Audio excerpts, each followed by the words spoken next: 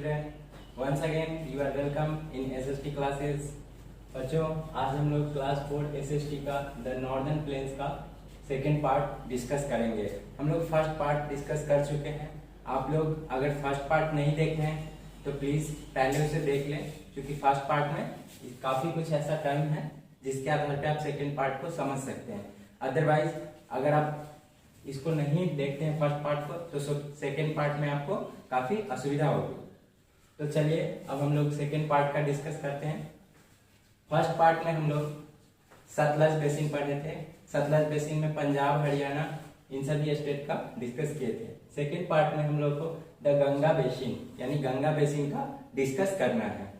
Ganga basin में mainly हम लोग सबसे पहले गंगा का डिस्कस करेंगे कि गंगा का जो उद्भव होता है, गंगा ओरिजिनेट होती है, ओरिजिनेशन के पश्चात वो वेस्ट बंगाल तक जाती है, उसके बीच में स्टेट्स आते हैं, उन सभी स्टेट्स को देखेंगे, या फिर गंगा बेसिन से इफेक्टेड जो स्टेट्स है वहाँ का कल्चर, वहाँ का ज्योग्राफी, वहाँ का जो फार्मिंग है, उन सभी चीजों पर हम लोग डिस्कस करेंगे। तो आइए सबसे पहले हम लोग गंगा को जानते हैं। देखिए गंगा का जो ओरिजिनेशन होता है, आपके मन में एक सवाल आ रहा होगा कि रियली गंगा स्टार्ट कहाँ से होती है। हमने तो हर जगह गंगा को फ्लो करते ही देखा है, यानी गंगा बहते रहती है, लेकिन रियली वो स्टार्ट कहाँ से होती है। तो गंगा हिमालय से निकलती है, ठीक है।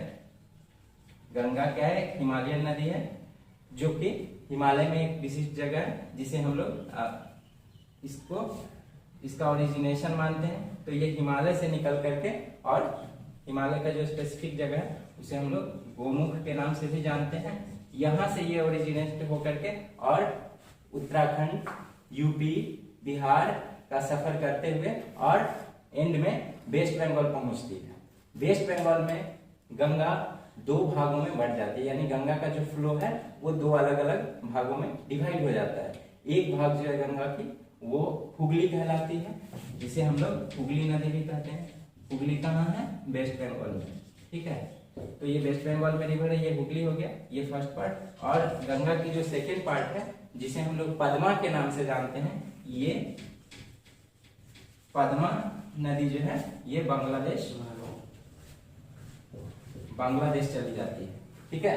तो हम लोग यहाँ पे क्या देखें कि गंगा जो है वो मेनली दो पार्ट में डिवाइड होकर के दो किनारे से और अलग अलग जगह पे बहती है। एक भाग जो है वो वेस्ट बंगाल में बहता है, दूसरा पद्मा नदी जो बांग्लादेश चली जाती है। तो हम लोग ये समझ चुके हैं कि गंगा का उद्भव कहाँ से होता है? हिमालय से। और मोस्टली हिमालयन नदियां जो होती है, यानी हिमालय से जो निकलने वाली नदियां होती है वो जनरली सदानीरा होती है, यानी कि सालों भर बहने वाली नदी होती है। इसमें गंगा का कुछ और टर्म हम देखते हैं। गंगा का उद्भव जो हिमालय से होता है, यानी उत्तराखंड से जब ये सफर प्रारंभ करती है तो रास्ते में कई सारे नदियों के साथ इसका संगम भी होता है, यानी मिलना भी होता है। गंगा कांस्टेंट बहते रहती है।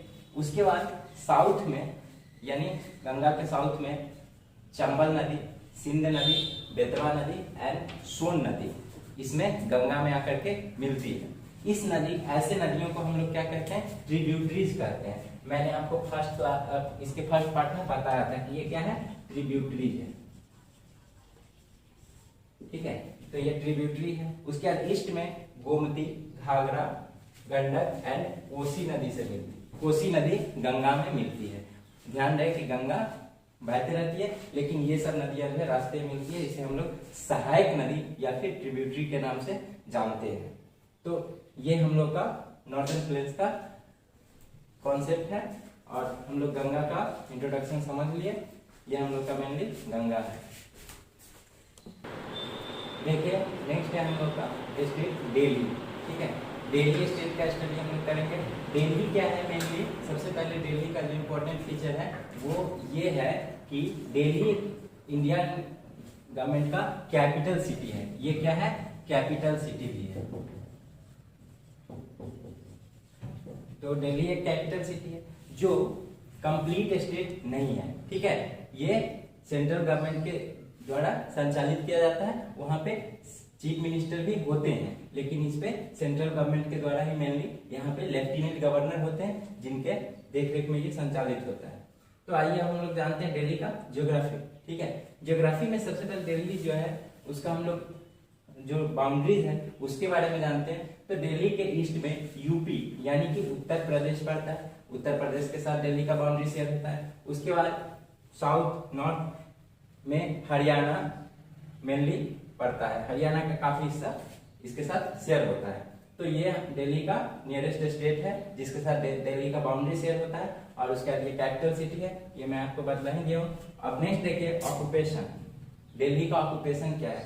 मैंने पूर्व में ही बताया कि दिल्ली क्या है, कैपिटल सिटी है जो मेनली कैपिटल वर्ड्स के लिए जाना जाता है। तो यहाँ पे क्या है कि ढेर सारे गवर्नमेंट ऑफिसेस हैं, उसके बाद इंटरनेशनल एम्बेसीज हैं, हाई कमीशंस हैं। तो ये दिल्ली जो है मेनली ज्यादातर ऑफिशियल्स वर्कर के लिए जाना जाता है। वहाँ पे मोस्टली लोग वैसे ही रहते हैं जो ऑफिशियल्स होते हैं, ठीक है। लेकिन इसके अलावा दिल्ली में काफी सारे बिजनेस पर्पज से भी लोग रहते हैं और बहुत सारे बिजनेस भी होते हैं, कई सारे कंपनियों के कार्यालय, चूंकि वो मेनली कैपिटल सिटी है।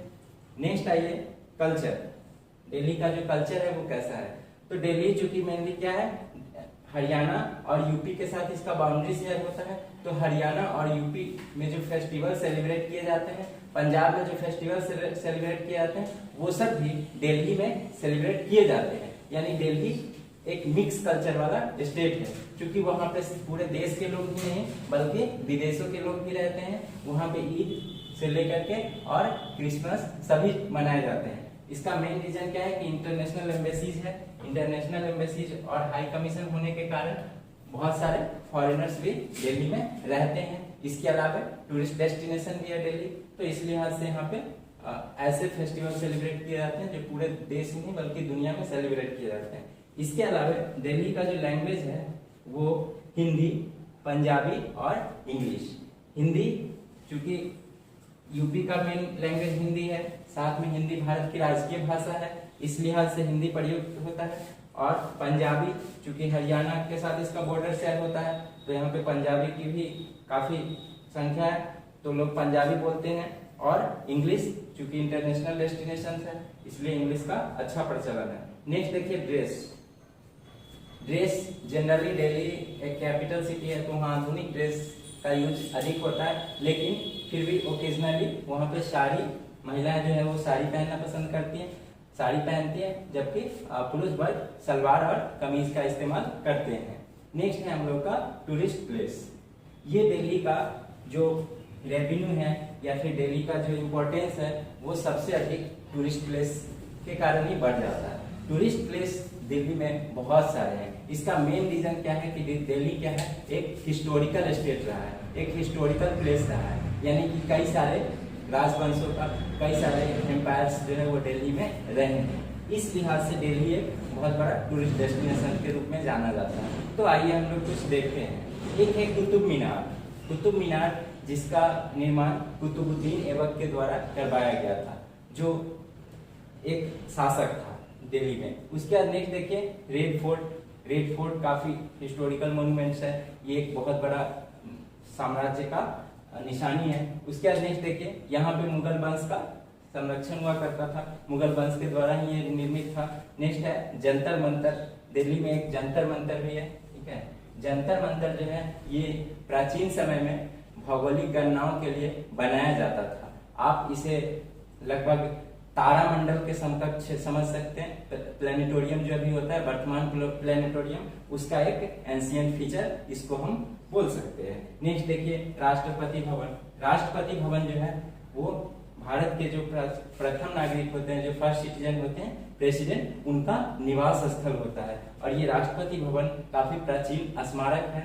इसके अंदर काफी फेमस मुगल गार्डन भी है, जिसे देखने पूरे दुनिया भर से लोग आकर्षित होकर आते हैं और ये पर्यटकों के लिए एक विशिष्ट केंद्र है। नेक्स्ट है अक्षरधाम टेम्पल।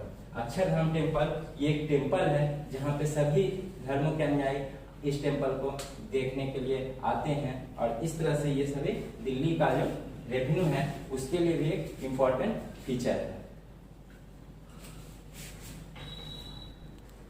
नेक्स्ट स्टेट है हम लोग का जो स्टडी करना है वो है उत्तर प्रदेश। उत्तर प्रदेश जो है यहाँ गंगा यहाँ से भी निकलती है। गंगा का एक बड़ा हिस्सा जो है उत्तर प्रदेश में पड़ता है। तो अब हम लोग उत्तर प्रदेश को देखेंगे। देखिए उत्तर प्रदेश जो है अकॉर्डिंग टू पॉपुलेशन ये भारत का एक कई सारे राज्यों में से एक स्थान रखता है, ठीक है।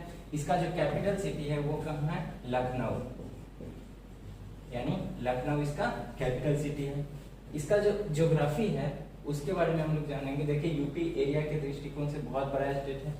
छत्तीसगढ़, झारखंड, बिहार, राजस्थान, हिमाचल प्रदेश और हरियाणा, इतने स्टेट्स, साथ में भी दिल्ली के बारे में हम लोग स्टडी किए ही हैं। तो इतने सारे स्टेट के साथ इसका बाउंड्री शेयर होता है, यानी आप इससे अंदाजा लगा सकते हैं यूपी का कितना बड़ा एरिया है। अब देखिए ऑक्यूपेशंस है।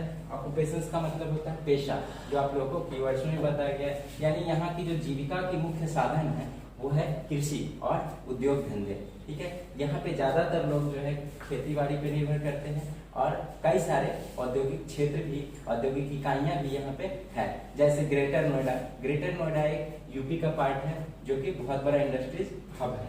वहाँ पे बहुत सारे इंडस्ट्री है, मैन्युफैक्चरिंग यूनिट है।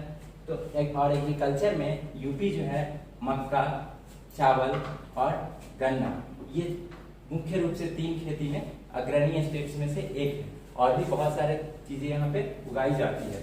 खेती के लिहाज से ये बहुत अच्छा डेस्टिनेशन है, क्योंकि ये गंगा का बेसिन एरिया पड़ता है यहाँ पे, इसलिए यहाँ पे बहुत अच्छी खेती होती है। यहाँ पे कई सारे चीनी मिल भी हैं जहाँ से चीनी एक्सपोर्ट किया जाता है पूरे देश भर को। नेक्स्ट है कल्चर, यानी कि यूपी का कल्चर, रहन सहन, वहाँ का पर्व त्योहार क्या है। देखिए कल्चर में मुख्य रूप से जो यूपी का भाषा है, सबसे पहले हम लोग उसको जानते हैं। यूपी का मुख्य भाषा हिंदी, भोजपुरी और उर्दू है। उर्दू का भी इस्तेमाल वहाँ पे बड़े पैमाने पर होता है, क्योंकि इस्लाम धर्म के बहुत सारे अनुयायी एक बड़ी संख्या में वहाँ पे निवास स्थल है उनका। और प्राचीन समय में भी कई सारे मुस्लिम शासकों का वो सेंटर रहा है, केंद्र रहा है, इसलिए वहाँ पे अच्छे संख्या में उर्दू इस्तेमाल करने वालों की भी संख्या है। इसके अलावा वहाँ पे जो धर्म के अनुयायी निवास करते हैं उसमें मुख्य रूप से हिंदू और इस्लाम है। ऐसे ढेर सारे सभी धर्मों के लोग रहते हैं, लेकिन मेनली जो है वो क्या है, हिंदू और इस्लाम, ये 2 धर्म के अनुयायी वहाँ पे मुख्य रूप से निवास करते हैं। और इनसे जुड़े हुए बहुत सारे पर्व त्योहार जो है वहाँ पे सेलिब्रेट किए जाते हैं, जैसे होली, दीपावली। दीपावली यूपी में बहुत मुख्य रूप से मनाया जाता है और बहुत जोशो उत्साह से मनाया जाता है। इसका मेन कारण ये है कि अयोध्या जो एक टूरिस्ट प्लेस भी है, ये भगवान राम की जन्मभूमि के रूप में जानी जाती है, इसलिए दीपावली का त्यौहार और दशहरे का त्यौहार यूपी में बहुत बड़े तौर पे मनाया जाता है। इसके साथ इस्लामिक त्यौहार ईद और अन्य जो बकरीद है या फिर रमजान है, ये सब भी वहाँ सेलिब्रेट किए जाते हैं। नेक्स्ट देखिए ड्रेस, यानी यूपी का ड्रेस कैसा है। तो यूपी में महिलाएं सामान्य रूप से साड़ी, घाघरा, सलवार कमीज, लहंगा ये सब पहनना पसंद करती है। वहीं पुरुष पर पैजामा कुर्ता, धोती कुर्ता ये सब पहनते हैं। ये सब ओकेजनली ड्रेस है। उसके बाद नेक्स्ट जो है वो है हमारा टूरिस्ट प्लेस, यानी हम लोग यूपी का टूरिस्ट प्लेस देखते हैं। तो यूपी टूरिज्म के लिहाज से काफी रिच स्टेट है। यहाँ पे बहुत सारे टूरिस्ट प्लेस हैं। जैसे एट फर्स्ट देखिए हम लोग अयोध्या को देखते हैं। अयोध्या क्या है, एक बहुत बड़ा टूरिस्ट प्लेस है, क्योंकि हिंदू अनुयायियों के लिए ये काफी पवित्र जगह, पवित्र स्थल माना जाता है। भगवान राम की ये जन्मभूमि रही है, आप लोग जानते हैं, ये कई बार चर्चे में भी रहा है। तो इस लिहाज से अयोध्या एक बहुत बड़ा टूरिस्ट हब है। नेक्स्ट है हम लोग का वाराणसी। वाराणसी भी एक गंगा का केंद्र है, गंगा का वहाँ पे विस्तार होता है। तो यहाँ पे बहुत सारे टूरिस्ट आते हैं भगवान शिव की आराधना करने, गंगा की आराधना करने। नेक्स्ट है प्रयागराज। प्रयागराज जो है इलाहाबाद का नया नाम है, ठीक है। ये इसका प्राचीन नाम इलाहाबाद था। यहाँ पे गंगा नदी में जो है यमुना आकर के मिलती है, जो गंगा की एक ट्रिब्यूटरीज नदी है।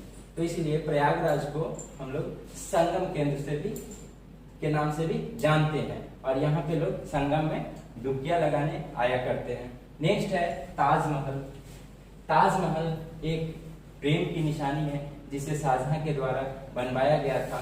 ये सफेद संगमरमर से बना हुआ एक अद्वितीय धरोहर है, ठीक है। तो इसलिए ताजमहल का दीदार करने न सिर्फ भारत से बल्कि पूरे दुनिया भर से लोग आते हैं और इसका दीदार करते हैं। नेक्स्ट है हमारा सारनाथ। सारनाथ जो है ये अशोक का पिलर वहां पे पाया जाता है। आप देखते हैं कि भारत का जो नेशनल एम्बलम है जिसमें शेर बना हुआ है वो सारनाथ का जो सारनाथ से ही लिया गया है। अशोक के पिलर का जो शीर्ष का भाग है वहां से लेकर के बनाया गया है, तो इसलिए सारनाथ में लोग आते हैं। इसके अलावा सारनाथ जो है वहां से बुद्ध ने प्रथम उपदेश भी अपना दिया था, इसलिए लोग सारनाथ घूमने आते हैं। तो चलिए बच्चों, अब हम लोग का ये सीरीज कंप्लीट हो गया, ये चैप्टर कंप्लीट हो गया। मुझे उम्मीद है कि आप लोगों को समझ में आया होगा।